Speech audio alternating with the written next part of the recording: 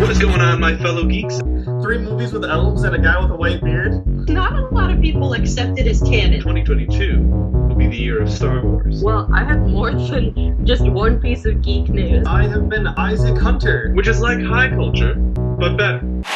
Hello, fellow geeks, and welcome back to Raving Geeks, the weekly pop culture podcast where we talk about all things geeky and geek culture, which is like high culture, but better. My name is Hope Gooderl, host of the Raving Geeks podcast, along with my co-host, Carter, who will introduce himself in a minute with our question of the week. If you're just joining us for the first time and you like this episode, and you can check out our other episodes at cm-life.com and any other place you listen to podcasts like Spotify, Apple Podcasts, or YouTube. Just search Central Michigan Life Podcasts, Raving Geeks. So, it is the start of Black History Month, and we wanted to do like a mini-series within our series this month on different Black culture movies or Black-led movies. So today, if you recognize my background or if you can see Carter's background, you might be able to guess what we're going to talk about today. But we're going to start with the question of the week with, what is your favorite Black influence? So the thing that has been created or influenced for the better by Blacks and Black culture. I'm Carter Sally, and I would have to say it's probably Black Panther. Just because that's like it was so cool to see Chadwick Boseman inspire an entire generation with the role that he got, and witnessing that flourish on screen and going to go see all of his movies when he was still alive. It was really cool to see. Mine is definitely jazz and blues. Starting back during slavery. Of course, slavery is not a good thing at all whatsoever. But the music that came from that, and in the South, I love jazz, and I should clarify, I like old jazz more than I like new jazz, because some of the new jazz gets like too modern and, in my opinion, gets away from the jazz sound. So my favorites are like Duke Ellington, John Coltrane. I named one of my cats Louie for Louis Armstrong, and of course he was also a big influence on me becoming a trumpet player too, because I loved hearing his music and his trumpet playing. So if you guys have any favorite Black influences, let us know in the comments wherever you're listening or watching, or you can reach out to us on our social medias. We'd love to hear your responses to uplift the Black community. We're not trying to speak over top of them. These episodes are very much like us trying to show our support in all that they are able to do, and to show the world that, like, hey, it's more than just the Black community that wants these things. Like, we're showing our support for them as well. So on to our next segment, Geek News. Carter, what have you got for us this week? My geek news, it's kind of actually food related. There wasn't much geek news in the week, but I just wanted to share that Cheez-It and Taco Bell are partnering together to make the Crunchwrap even more unhealthy, with just a giant Cheez-It in the middle of it. It sounds ridiculous and disgusting. And also this is really disappointing actually. KFC coming out with a mac and cheese Ken Taco, where it's their fried chicken shaped as a taco shell, and then there's mac and cheese in it. And I'm like, what's going down? What's going on down at good old KFC? And I think they need to step back and reevaluate some of the choices that they've made, because it just sounds so disgusting. My only movie news is that I Know What You Did Last Summer is getting a potential sequel with Freddie Prinze Jr. coming back into the role. So yeah, we'll see how that goes for that. But that's all my geek news. Cool. I have some good and bad um Warner Brothers related news. Uh, But so I'll start with the good. The Batman Part 2 is set for release October 2025. So 2 more years.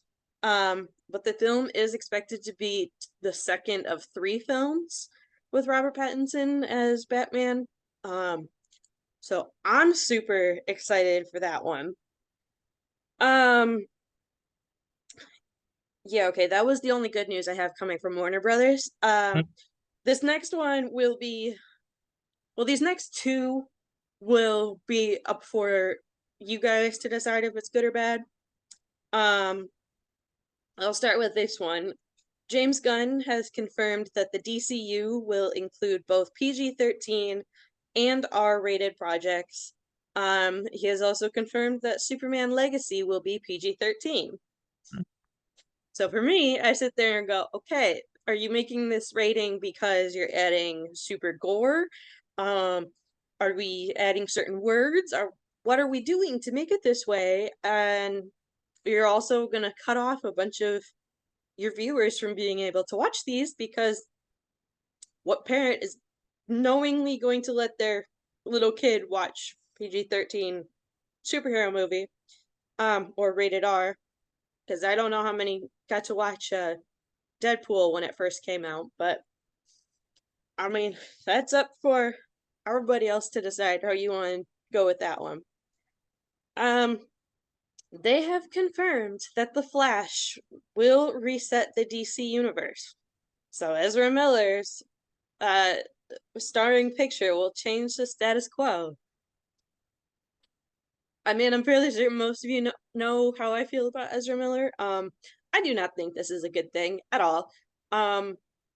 But they have also voiced, they being James Gunn and his co-partner person that I can never remember his name, who are in charge of the DCU, have made a statement where like they are proud of Ezra Miller for going into rehab and getting help, and you know they're going to support him through their journey, through his journey. And okay, that's all good, grand that he's getting help, but he still did a lot of child endangerment things and a lot of other very bad things, and you're supporting him over the non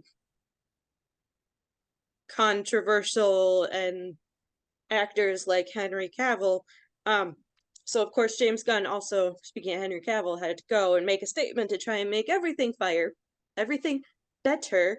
The dumpster fire that they have started is still small; it's not exploded yet, but I think if they don't stop and reevaluate everything soon, it will explode.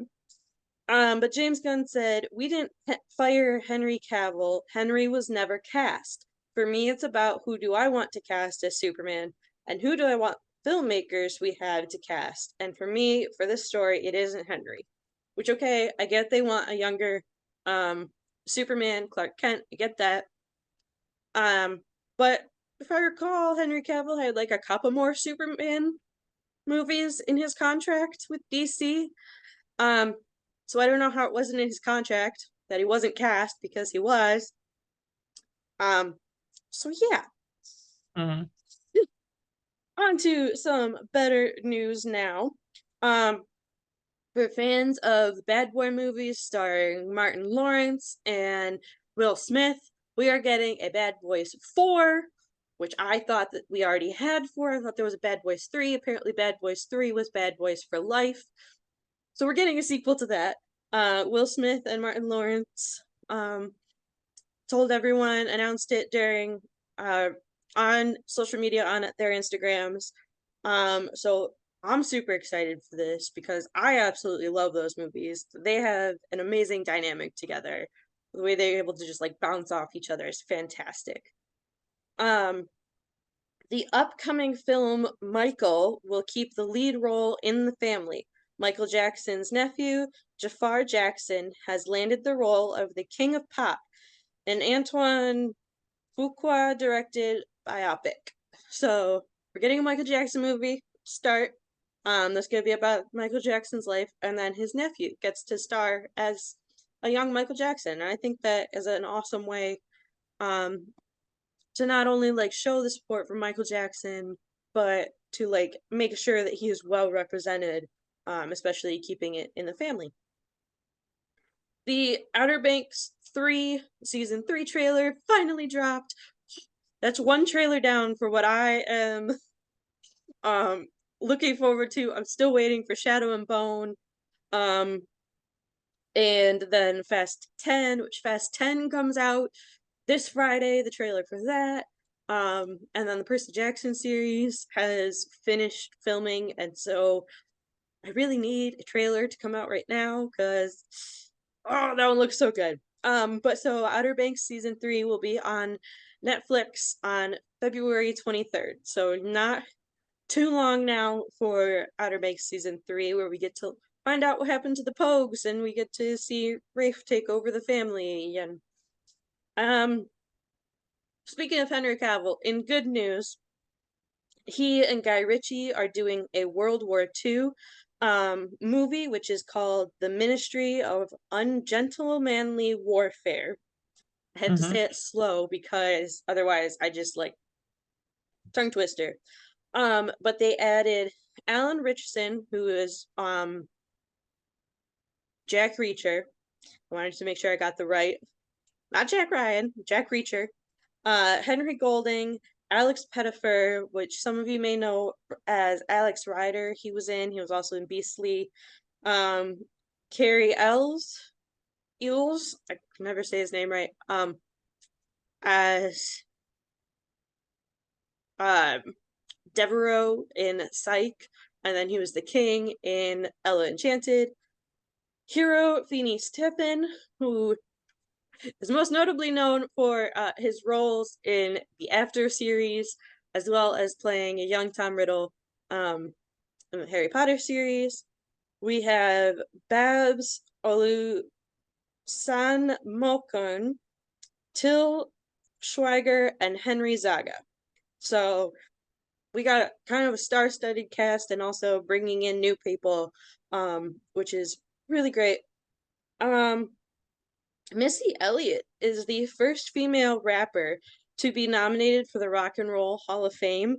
So we're talking Black history, and she is a Black artist, and I think that that is amazing that she gets to, during Black History Month, that she gets nominated for the Rock and Roll Hall of Fame. That 90s show on Netflix has already been renewed for season 2, so Netflix made a smart decision for the first time in a while. And then, Night Court on NBC has also been renewed for season 2. They still have a few more episodes for this first season, but it's already been renewed for a second season. And then Yellowstone's prequel, 1923, is also renewed for a second season, which is pretty good. That Harrison Ford and oh my gosh, why am I blanking on her name? Anyways, that they are both, star-studded cast with them as well, and that they get a season 2 for the prequel. So we have news in the Descendants world as well. So everybody thinks that the Descendants world kind of ended after the third movie, and then also because of the animated episodes or movie that was about Mal and Ben's wedding. There is a sequel movie. It's called The Pocket Watch, and it follows the Queen of Hearts' daughter, who is Red, and Chloe, who is Cinderella's perfectionist daughter. And we have some casting news for them as well. Jeremy Swift and Leonardo Nam have joined the cast.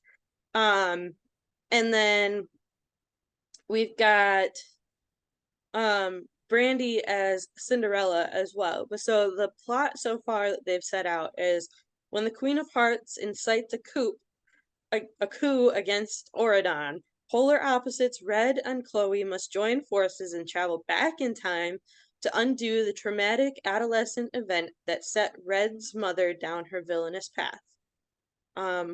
So we have Jeremy Swift is set to portray Principal Merlin, which I'm super excited that we finally get Merlin. He's the principal of Merlin Academy. And then Leonardo Nam will be playing Maddox, who is the son of the Mad Hatter, who is working as the royal inventor-in-chief for the Queen of Hearts.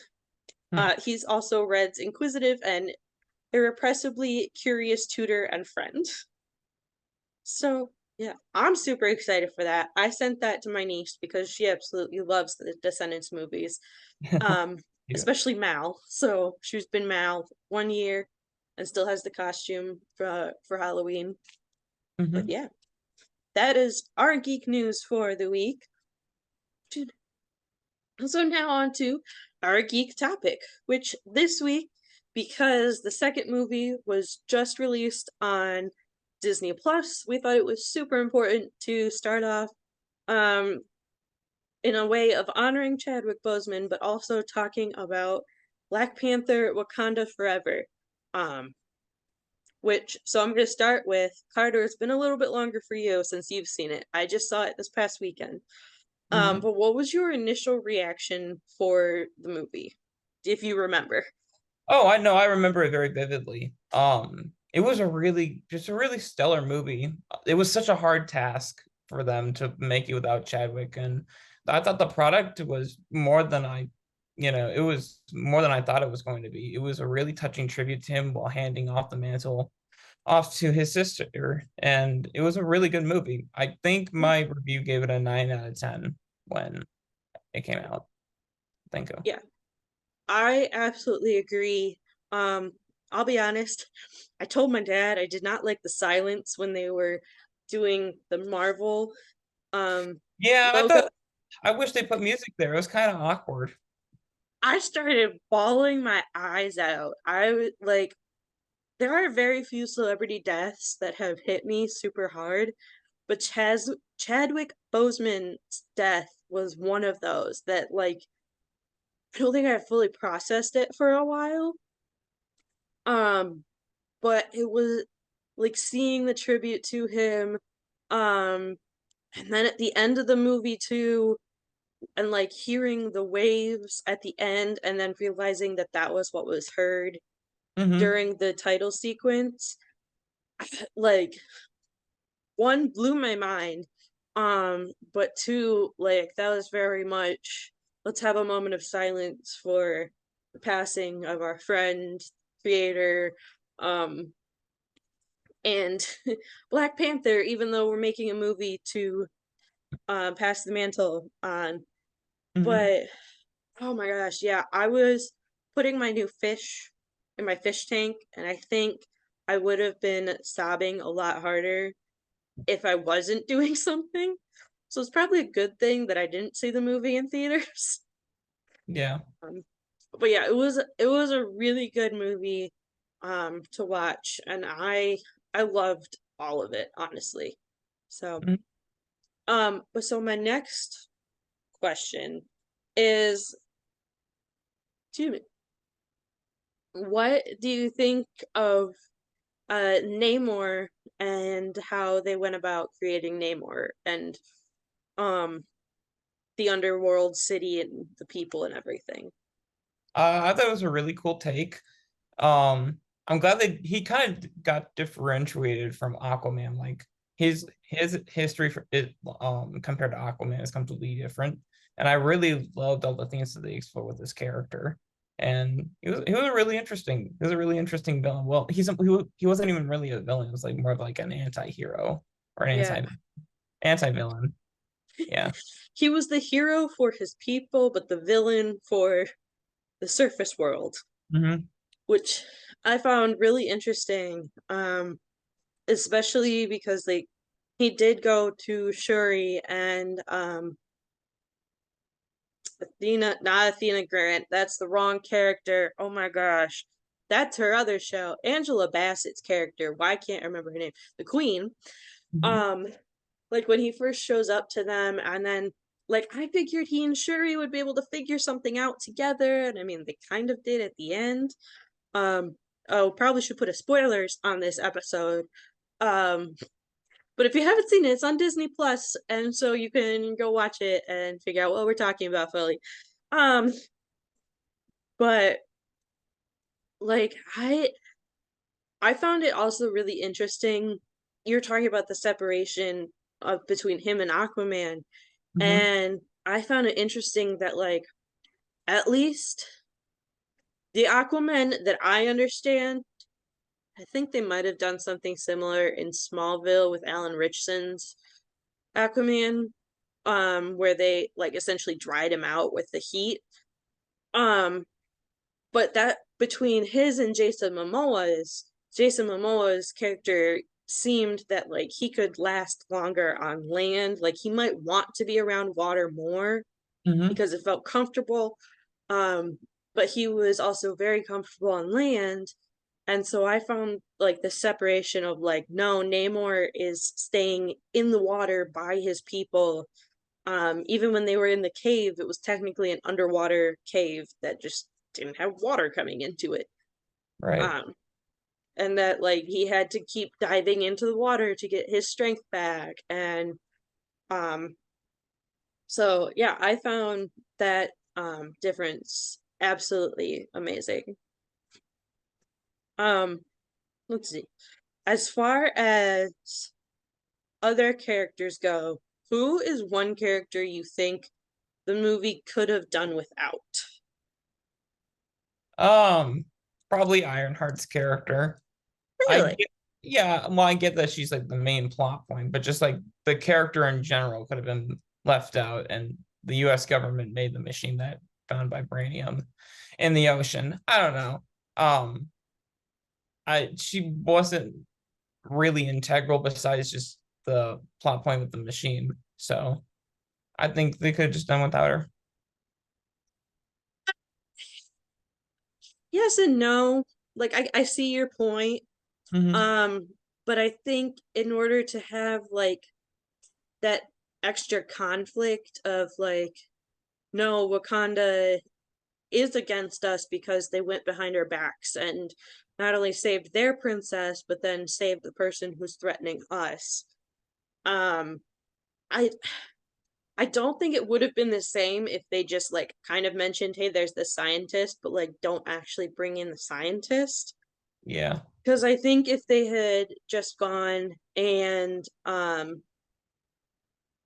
rescued Shuri, that it would be like, oh well, they're just taking their princess back. Like, okay, they snuck into our place, they killed one of our people, but is that something that you're going to go to war for right then, or is that something you're going to kind of plot out and wait for something bigger? And so I think having um what was it? Yeah, Riri as, that in the inciting incident, like rescuing her as well, not just leaving her. Right. Really Right. set up the conflict a lot more. I actually think we could have done it without Valentina. I found it Yeah, interesting. and the whole side plot with Martin Sheen's character, whose name Everett Everett Ross. Ross, yeah.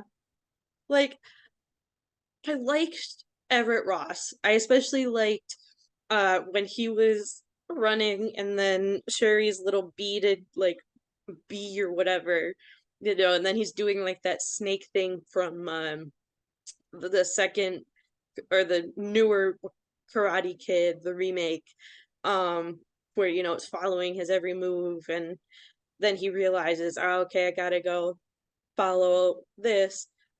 Um, I think, in my opinion, if she had come in at the end and and that way, like still arrested him and everything, I think that would have been more of like a oh shit moment because she Yeah. has been teased in Hawkeye, technically the end of Black Widow, and Falcon and Winter Soldier. Like she's been teased, so we know Right. she's there.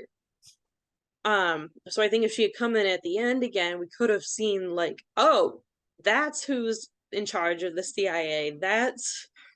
Um that's who's been keeping him from doing this, and maybe we can't really trust her. I mean, we still got that mistrust from her a little bit, but I feel like it could have been greater if her role and like the reveal was pushed back a bit. Yeah, I definitely agree with that. Um, as far as um bringing back Killmonger to be who Shuri sees in the ancestral realm, how do you think that like fully played out? Um, they that was a difficult decision. I really like Killmonger's character from the first Black Panther, and I think it was kind of the right choice because the world, like our world was still reeling from the death of Chadwick Boseman to not have him in the ancestral plane. But I don't know. It's a touchy subject, but I really like where they had Killmonger. Like it wasn't just Killmonger to be Killmonger. It was Killmonger to advise Mm-hmm. um Shuri where to go next and take her vengeance and take it out on Namor. And I think that was like the nice little kick in the butt the character needed to do what was necessary. So I didn't mind it. And then, when she goes back again into the ancestral plane and then sees her mom, then I think it kind of like um that like it's okay for Killmonger to show up. Yeah. I mean, I think it was interesting too how he said that she like essentially summoned him, not like Yeah. summons, but like he was the one that was on her mind, or that she needed to talk to instead of her mom, because I think if Queen Ramonda had been the one she saw in the ancestral realm, she just would have ignored her instead Right. of like she would have been like, okay, well, I understand that like I should show mercy, but he literally killed you and all of our or a bunch of our people, to the point that we sent them all up into the ice cold mountains. Um, Yeah. and like having her mom come back as the voice of reason later, I think really showed that like the ancestral plane shows you who you need at the time, Hmm. instead of like who just you want to see. Because if we go back to the first Black Panther movie, um T'Challa saw T'Chaka, which part of that was literally transferring the role of Black Panther onto the next one, but then we also saw the other ancestors as Black Panthers. um but it was still T'Chaka was the one who needed to tell T'Challa, like, no, you know, this is what I did. You need to be your own person. You need to be your own, you need to figure out what kind of king you want to be. Um, but other than that, like, I mean, they also didn't set up anyone else for us to know who had died Right. for the first Black Definitely. Panther. Um, but I still found it like you could still see how it connected, of like who do you need to see at a specific time, instead of just, oh, the person you want to see or who just died, Right. which was really explored more in this movie. All right, so just to like finish out our conversation here, um we wanted to go back to Chadwick Boseman's death, but also the death of T'Challa, or at least older T'Challa, at the beginning of the movie, which of course they had to add in. But I think they did a really nice job of like setting up the rest of the movie as well, because you could Hmm. see how Shuri became so frustrated um afterwards, and like why she would still hold it with her. Right. And like like what are your thoughts on it too, of like how I they mean, showed it? it's the best that they could have done. It's off screen, but like it's taken in like such a time of tension where I bet it was pretty real to see Chadwick Boseman's family see what they probably would have like been dealing with. Oh yeah. So I personally think the movie should have opened up with the funeral, not the death scene. That was a little iffy to watch. Um, but I have no real problem with it. All I know is that it was well received, so that's all I really care about too. I think if they didn't have, if they just started with the funeral scene, there wouldn't have been the way for some people to process their emotions too. Mm-hmm. Because I'm sure that there were other people who were like me that, didn't fully process that Chadwick Boseman it has passed away. Like, yeah, we've seen it so much, but when we think of Black Panther, we still think of him, um and just in general the icon that he is, both Black Panther, T'Challa, and Chadwick Boseman. Um, but I also think I don't know that they could have done like a flashback or explained it well enough to like be able to explain why Shuri was so frustrated Right. with like not being able to save her brother, if they didn't have his death scene initially, because you could see her there, like, and we also get the oh my gosh, what, I can't think of the word, but like not the shift, but essentially the shift of like her at the beginning, going through the different DNA molecules and like pulling out the bubbles, doing stuff with it, putting it back in. Oh, it's still red. Mm-hmm. But then seeing, oh no, this is the best chance, we gotta go fast, so just make it, and then it's too late. To at the end where she's finally able to make the DNA go green and then produce it and have success. Mm-hmm. Um, why I'm not thinking of the word, I don't know. I apologize. Um, but I think like that part also showed Shuri's part of her story, because then you think, oh, if she's able to create the flower, then maybe she'll be okay. Like she can forgive herself. And then you're like, wait, nope, never mind, because she saw Killmonger instead of T'Challa, which I mean, that part was also, what can you do um, Mm-hmm. when you don't have the actor? Um, but yeah, I think so. I think that I wasn't the biggest fan of how it went. I'll say that. Because maybe if like it finished printing, the heart or whatever finished printing, and then she was able to was trying to run to his room or wherever he was, and then Queen Ramonda stopped her. I think that might have had a little bit greater of an impact. Right. Um, just like thinking of how Shuri feels that she failed, but that because that would also like show later, like, oh yeah, you've been able to complete this, but now can you actually be able to go through with it and like use it for good instead of just, well, you completed it, now it's just there. Right. Right. Um, but also speaking of Queen Ramonda and Shuri and then Riri, this movie was very definitely women powered, especially Black women powered. Showing off the strength, how Black women can be super smart, like Riri and Shuri. They can be strong, like Queen Ramonda and Okoye, Mm-hmm. and all of the Dora Milaje. Um, and then having that not just being their only contribution, like the one was Ao.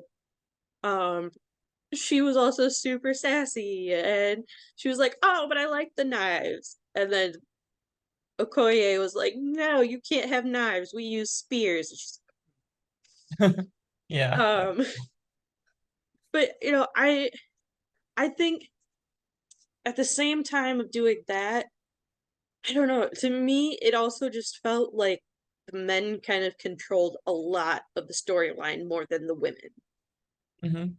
I don't know if you felt the same way or if you thought that there was more, like it felt equal to you. I think it felt equal. I mean, for this movie we had like a male antagonist to balance out some of the gender ratios. And I was actually totally fine with it. We've had a lot of Marvel movies starring men. It's kind of nice to get an almost all female cast. I think for me, oh my gosh, no, who is Namor's like second in command? Atuma, Yeah, I think the female one. I think that's her. Namora, I think. Maybe? I don't remember. Um, but I feel like if it was her and Shuri, there might have been a bit more like women power and like trying to show women trying to lift each other up, or but having these conflicts of like trying to protect their people, trying to avenge whatever. Um, because to me, like, don't get me wrong, I loved Namor. I loved that conflict. But at the same time, it was almost like, oh, here's another guy gonna impose his will on, over a female again. And it's like, oh great, that's great. Um, but at the same time, like the power that she showed, the mercy at the end, I, I feel like it could have been stronger if it was the female second in command fighting her instead of Namor. But Yeah. I also understand it's the comics, and so you can't fully change a whole lot in the comics to the movie, especially if you're trying to stay true to the um comics. But I also really loved um at the end, full spoiler alert to everyone who is listening, if you have not watched Black Panther Wakanda Forever, and if you have not watched the only end credit scene um that they had, but Nakia and her son, like, they showed how they were going to continue on with Black Panther, especially with T'Challa and keeping that line alive, which I absolutely loved. And the kid who played Prince T'Challa was absolutely adorable. Mhm. Um, It was clever. I didn't think about it. I'm like, oh yeah, he could just have a son and call him T'Challa Jr. yeah, Ruffles. basically, Well, it's like, T'Challa Jr. well, and like, I feel like a lot of the little boy's facial expressions, I was watching and I was like, please tell me you watched. Um, like my brain was sitting there going, you either watched Chadwick Boseman movies or, got to interact with him at some point, or maybe you're related to him, because some of the facial expressions, I was like, yep, I can see that they did a really nice job casting of like, because sometimes you can tell, like, you could be like, okay, I can see how these two can create this one, kind of like how Miles Teller, Yeah, yeah, when definitely. where it was like, oh yeah, I've never had this until now, where I have been told that I could be these two actors' son. But I could definitely see that with the little boy. Hmm. And he did a really nice job speaking too. Yeah, Like, he was a like great little actor. yeah. I think there was a little bit of a lisp, but that might have also been him trying to use an accent. Yeah.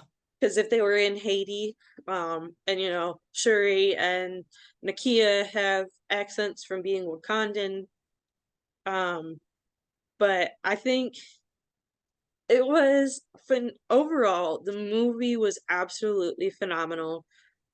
We will always be able to pick apart things and say things that we didn't like, but overall, this movie, I don't want to speak on behalf of you, Carter, but I think you and I had the same thought of, Oh, I think we also, yeah, we do. yeah, of like, this movie was phenomenally well done, especially considering the circumstances, and having to change the storyline and, fit in the real life events of Chadwick Boseman's passing.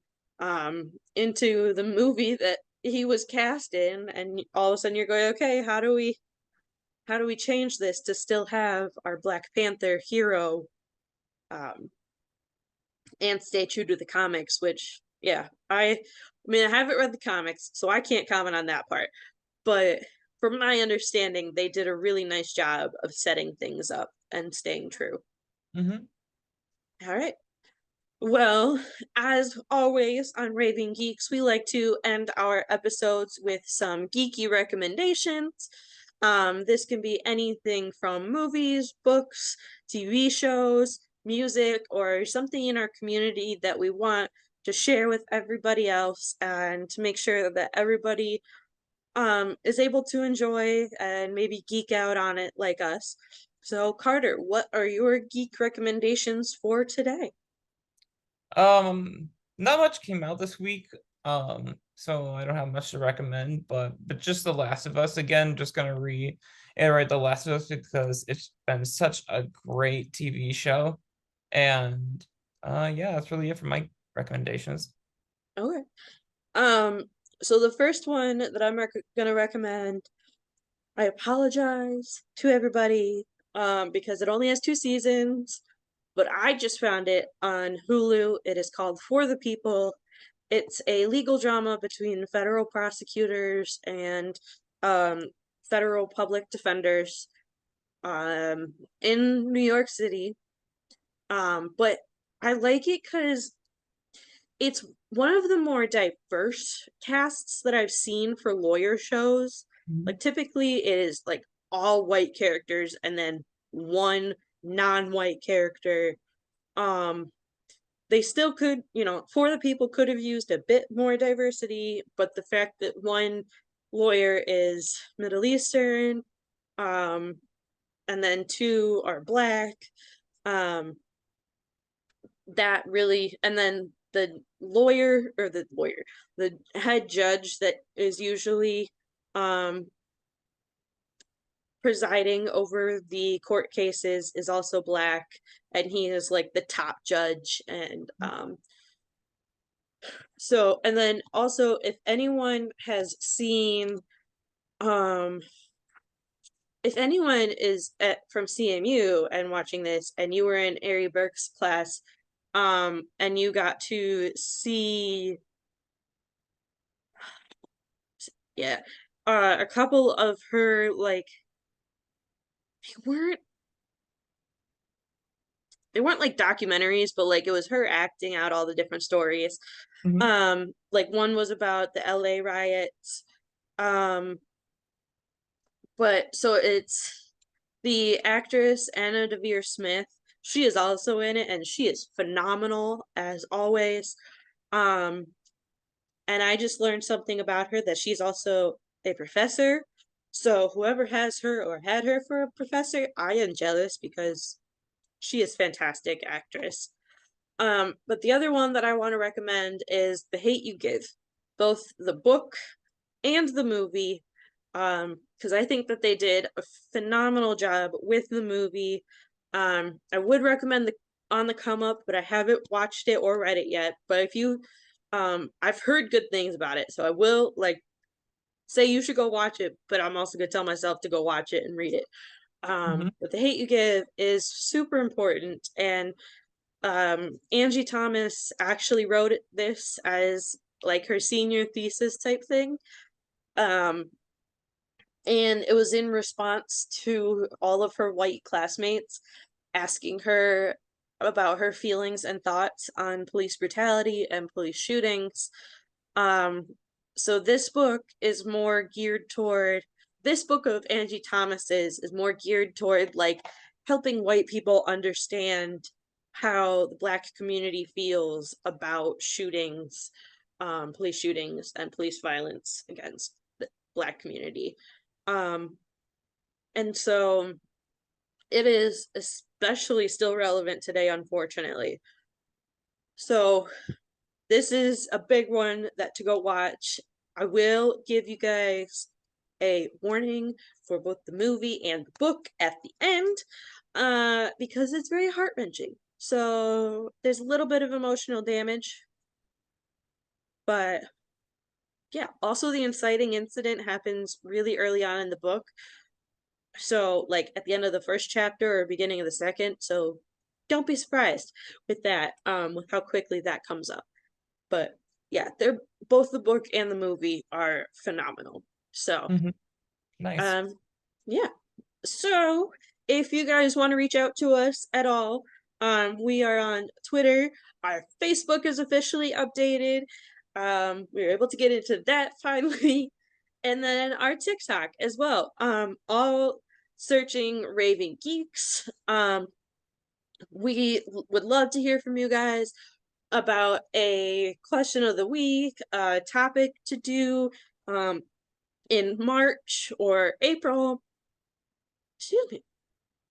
Or, just commenting on anything. If you guys have an answer for our question of the week or anything, we would love to hear from you guys. So, as always, I have been Hope Gooderl along with my co-host.